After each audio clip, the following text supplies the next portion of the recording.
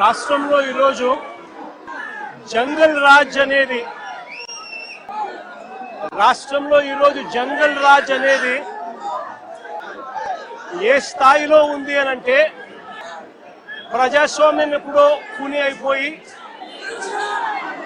రాష్ట్రంలో ఉన్న పాలకులు ఈరోజు జంగల్ రాజ్ అంటే ఒక భయానక వాతావరణంతో రాష్ట్రాన్ని పరిపాలించే కార్యక్రమం ఈరోజు జరుగుతూ ఉంది. నేను అడుగుతా ఉన్నాను, ఈరోజు అంబటి రాంబాబు అన్న విషయంలో జరిగిన విషయమైతేనేమి,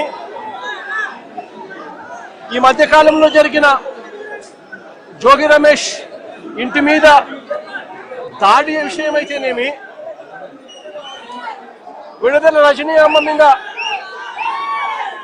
అటాక్ చేసిన విషయమైతేనేమి, బోళ్ళ బ్రహ్మనాయుడు అన్న మీద అటాక్ చేసిన విషయమైతేనేమి, అన్నీ కూడా ఈ మధ్య కాలంలోనే జరిగిన ఈ కొన్ని ఘటనలు మాత్రమే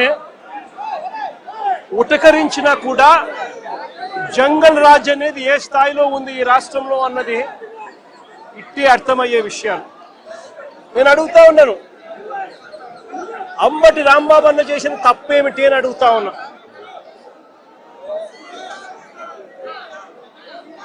విడుదల రజనమ్మ చేసిన తప్పేమిటి అని అడుగుతా ఉన్నా. జోగి రమేష్ చేసిన తప్పేమిటి అని అడుగుతా ఉన్నా. కరుణాకర్ రెడ్డి తిరుపతి భూముల కరుణాకర్ రెడ్డి చేసిన తప్పేమిటి అని అడుగుతా ఉన్నా. కాకాని గోవర్ధన్ అన్న చేసిన తప్పేమిటి అని అడుగుతా ఉన్నా. బోళ్ళ బ్రహ్మనాయుడు అన్న చేసిన తప్పేమిటి అని అడుగుతా ఉన్నా. కేవలము చంద్రబాబు నాయుడు గారు అనే వ్యక్తి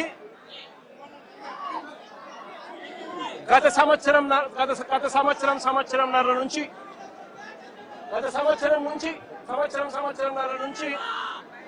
చంద్రబాబు నాయుడు గారు కావాలని ఉద్దేశపూర్వకంగా అబద్ధాలతో కూడిన ప్రకటనలు చేస్తూ ప్రజలను మభ్యపెట్టే కార్యక్రమం చేశాడు. తిరుపతి నెయ్యిలో, పవిత్రమైన తిరుపతి నెయ్యిలో భక్తుల మనోభావాలను దెబ్బతీసే విధంగా కావాలని కుట్రపూరితంగా ఆ నెయ్యిలో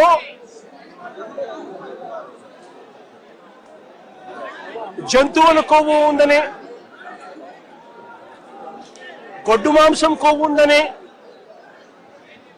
పంది కొవ్వు ఉందని, చేప నూనె కలిసింది అని అంటూ రకరకాలుగా చంద్రబాబు నాయుడు గారు కొడుకు, ఇదే చంద్రబాబు నాయుడు గారి పార్టీలో తనతో పాటు కలిసి ఉన్న మరో పవన్ కళ్యాణ్ అనే మరో నాయకుడు ఉద్దేశపూర్వకంగా మన వెంకటేశ్వర స్వామి ప్రతిష్టను మనమే దెబ్బతీస్తున్నాము అని చెప్పి ఏమాత్రము కూడా కనీసము దేవుడంటే భయము లేకుండా, దేవుడంటే భక్తి లేకుండా రాజకీయాల కోసం దేవుడిని ఉపయోగించడం మొదలుపెట్టారు.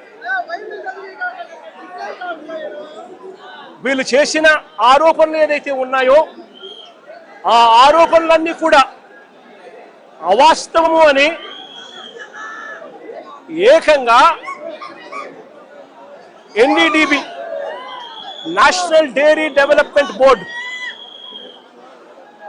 ఎన్డీడీబీ,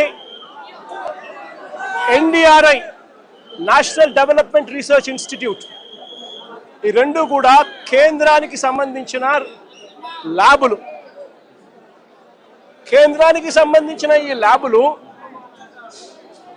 వీళ్ళ హయాంలో వీళ్ళు ఇచ్చిన టెస్ట్ శాంపుల్,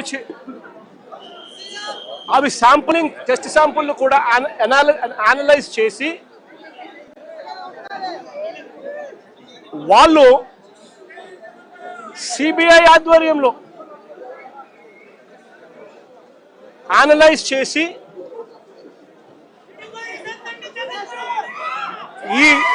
నెయ్యిలో జంతువుల కొవ్వు కానీ, గొడ్డు మాంసం కొవ్వులు కానీ, పంది కొవ్వు కానీ, చేప నూనె కానీ, ఇటువంటివి ఇంకొకటి కానీ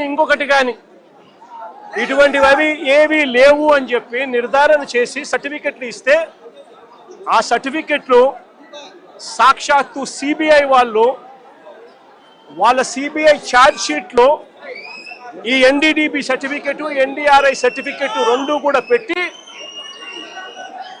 సిబిఐ ఛార్జ్ షీట్ కూడా క్లోజర్ ఇచ్చింది. నేను అడుగుతా ఉన్నా, తప్పు ఒకవేళ చేసుంటే ఆ సిబిఐ ఛార్జ్ షీట్లో వైవి సుబ్బారెడ్డి గారి పేరు, కరుణాకర్ రెడ్డి గారి పేరు ఎందుకు చేర్చలేదు? ఒకవేళ తప్పు చేసినట్టు ఒకవేళ ఆధారాలుంటే, తప్పు నిజమే అయితే వీళ్ళని ఎందుకు అరెస్ట్ చేయలేదు? అంటే సిబిఐ క్లీన్ చిట్ ఇస్తా ఉంది, ఎటువంటి తప్పు జరగలేదు అని వీళ్ళ పేర్లు కూడా ఛార్జ్ షీట్లో పెట్టకుండా, వీళ్ళని అరెస్ట్ చేయకుండా సిబిఐ క్లీన్ చిట్ ఇస్తా ఉంది. ఎన్డీడీబీ ల్యాబు, ఎన్డీఆర్ఐ ల్యాబు, ఈ ల్యాబులు కూడా క్లీన్ చిట్లు ఇస్తా ఉన్నాయి. మరి ఇన్ని క్లీన్ చిట్లు ఇస్తా ఉన్న సందర్భాలలో అసలు ఈ సిబిఐ అనేది ఎందుకు వచ్చింది? వైవి సుబ్బారెడ్డి గారు సుప్రీంకోర్టుకు వెళ్ళి రాష్ట్ర ప్రభుత్వం చేస్తా ఉన్న ఆరోపణలు తప్పు, వీటి మీద విచారణ చేయండి అని వైవి సుబ్బారెడ్డి గారు సుప్రీంకోర్టుకు వెళ్ళి కేసు వేస్తే సుప్రీంకోర్టు వైవి సుబ్బారెడ్డి గారి పిటిషన్ మేరకు సిబిఐ చేత విచారణకు పర్మిషన్ ఇచ్చింది. వాళ్ళు విచారణ చేసి వీళ్ళెవరూ తప్పు చేయలేదు అని చెప్పి నిర్ధారించి ఎన్డీడీబీ, ఎన్డీఆర్ఐ ల్యాబుల సర్టిఫికెట్లు కూడా పొందుపరిచి క్లీన్ చిట్లు ఇస్తే చంద్రబాబు నాయుడు గారు అనే వ్యక్తి, పవన్ కళ్యాణ్ అనే వ్యక్తి, నారా లోకేష్ అనే వ్యక్తి, ఇంకా ఇటువంటి అన్యాయస్తులు ఎవరైతే ఉన్నారో వీళ్ళంతా కూడా చేసిన తప్పుకు చంపలేసుకొని ప్రజలకు, వెంకటేశ్వర స్వామికి చేసిన తప్పులకు లెంపలేసుకొని క్షమాపణ కోరాల్సింది పోయి ఇదే చంద్రబాబు నాయుడు గారు,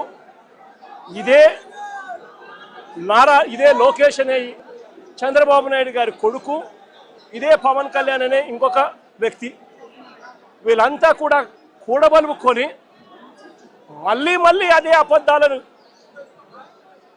నిజమనిపించే విధంగా చెప్పాలని చెప్పి గోబల్స్ ప్రచారం చేయాలి అనే దుర్బుద్ధితో, దురాలోచనతో వక్రీకరిస్తూ ఏకంగా ఫ్లెక్సీలు పెడతారు. నేను అడుగుతా ఉన్నా, తప్పుడు సమాచారాలతో, తప్పుడు విషయాలతో, కుల మతాలను రెచ్చగొట్టే విధంగా అబద్ధాలతో ఫ్లెక్సీలు పెట్టే అధికారం ప్రజాస్వామ్యంలో ఎవరికైనా ఉందా అని అడుగుతా ఉన్నా. ఇదే మాదిరిగా మేము కూడా ఫ్లెక్సీలు పెడితే మీరు ఒప్పుకుంటారా అని అడుగుతా ఉన్నా ఇదే చంద్రబాబు నాయుడు గారిని. సూపర్ 6, సూపర్ 7 ఎన్నికలప్పుడు మోసం చేశావు, బాండ్లు ఇచ్చావు, సూపర్ 6, సూపర్ 7 అని చెప్పి ఎన్నికలప్పుడు చెప్పావు, ఎన్నికలు అయిపోయాక మోసం చేశావని చెప్పి ఫ్లెక్సీలు పెడితే ఒప్పుకుంటావా చంద్రబాబు అని అడుగుతా ఉన్నా. అబద్ధాలు చెప్తూ, వక్రీకరిస్తూ అన్యాయాలు చేస్తా ఉన్న ఈ వ్యక్తి మీద ఇలాంటివే ఇంకా ఎన్నైనా చేస్తూ ఫ్లెక్సీలు పెడితే ఒప్పుకుంటారా అని అడుగుతా ఉన్నాను. ఈరోజు వాళ్ళందరూ దేవుడి ప్రసాదం గురించి మాట్లాడుతున్నారు, మన పైన ఆరోపణలు చేస్తున్నారు. ఇక్కడున్న కార్యకర్తలు అందరికీ ఒక విషయం చెప్పాలనుకున్నా. నేను టీటీడీ లడ్డు విషయంలో రాజకీయం చేయదలుచుకోవాలి, కానీ మీ ముందల వాస్తవాలు పెట్టాలనుకుంటున్నా. 2019 వరకు నెయ్యి ఎప్పుడు తీసుకున్న లడ్డు కోసం అద్భుతమైన టెస్టింగ్ చేసేవాళ్ళం, ఒక పద్ధతి ప్రకారం వెళ్ళేవాళ్ళం. కర్ణాటకలో ఉంది KMF అని, Karnataka milk federation, cooperative dairy. వాళ్ళ దగ్గర నుంచే మనం ఎక్కువ శాతం నెయ్యి కొనేవారు. ఎంత రేట్ అయినా మంచి నెయ్యి ఇస్తారని వాళ్ళ దగ్గర కొనేవాళ్ళు. వీళ్ళు అధికారంలోకి వచ్చారు 2019లో. వచ్చి అన్ని మార్చేశారు. టెండర్ షరతులు మార్చేశారు. ఏకంగా చిన్న కంపెనీలకు ఇచ్చేదానికి వాళ్ళు టెండర్లు చేశారు. దాని తర్వాత 2022లో శాంపిల్ తీసుకుని టెస్ట్ చేస్తే శాంపిల్ ఫెయిల్ అయింది. ఆ రిపోర్ట్ బయటికి రాకుండా తొక్కారు. మనందరం ప్రతిపక్షంలో ఉన్నప్పుడు చర్చించాం, అదేంటి నాణ్యత తగ్గినట్టుంది లడ్డూలోని. ఎంతమంది సోషల్ మీడియాలో పెట్టారు, వీడియోలు పెట్టారు. అందుకే మనం ప్రభుత్వ అధికారంలోకి వచ్చిన వెంటనే గౌరవ ముఖ్యమంత్రి చంద్రబాబు నాయుడు గారు టీటీడీకి ఇమీడియట్ గా నెయ్యిలో ఏదో తేడా ఉన్నట్టుంది, శాంపిల్స్ తీసుకోండి, పంపించి టెస్ట్ చేయించండి అని చెప్పారు. టీటీడీ అధికారులు శాంపిల్ తీసుకుని కేంద్ర ప్రభుత్వం ఏర్పాటు చేసిన కోఆపరేటివ్ ఎన్డీడీబీ కాఫ్కి శాంపిల్స్ పంపించారు. దాంట్లో చాలా స్పష్టంగా యానిమల్ ఫ్యాట్ ఉంది, వెజిటేబుల్ ఆయిల్ ఉందని చెప్తాం జరిగింది. అది మొన్న వచ్చిన ఛార్జ్ షీట్ పేజ్ నంబర్ 35లో చాలా స్పష్టంగా సిబిఐ వాళ్ళు కూడా చెప్పారు. ఇది మీకు ఎందుకు చెప్తున్నానంటే ఇప్పుడు కొత్త డ్రామా మొదలు పెట్టారు. టీటీడీ లడ్డూను కూడా వదిలిపెట్టట్లేదు, దేవుడి లడ్డు పైన డ్రామా మొదలు పెట్టారు. అందుకే మనందరం అప్రమత్తంగా ఉండాలి. ఇంకా చాలా డ్రామాలు చేస్తాడండి. వాస్తవంగా జగన్ గారు సినిమాల్లోకి వెళ్లాల్సిందే. ఆయనకు ఆస్కర్ కాదు కదా, భాస్కర్ అవార్డు ఇచ్చిండే వాళ్ళందరం కలిసి.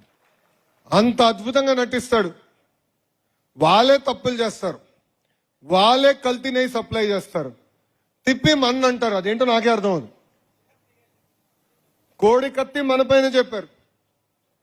బాబాయిని చంపినప్పుడు హాఫ్ పేజ్, మొత్తం పేజ్ లో హాఫ్ లో ఆయన వేసుకునే ప్యాంటు షూస్ చూపించి చేతిలో కత్తి పెట్టి ఏకంగా నారాసుడ రక్త చరిత్ర అన్నారు.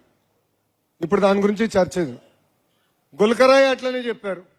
ఈరోజు లడ్డు విషయంలో కూడా మన పైన నెపం వేస్తున్నారు. అందుకే నేను మిమ్మల్ని అందరినీ కోరేది, మనం అప్రమత్తంగా ఉండాలి. మన చేస్తున్న సంక్షేమ అభివృద్ధి కార్యక్రమాలతో పాటు మనందరం రాజకీయాల్లో ఉన్నాం. ప్రజల్లో చైతన్యం తీసుకురావాలి, ప్రజల దగ్గరికి వెళ్ళాలి, ప్రజలకి వాస్తవాలు చెప్పాలని ఈ సభాముఖం మిమ్మల్ని అందరినీ నేను కోరటం జరుగుతుంది.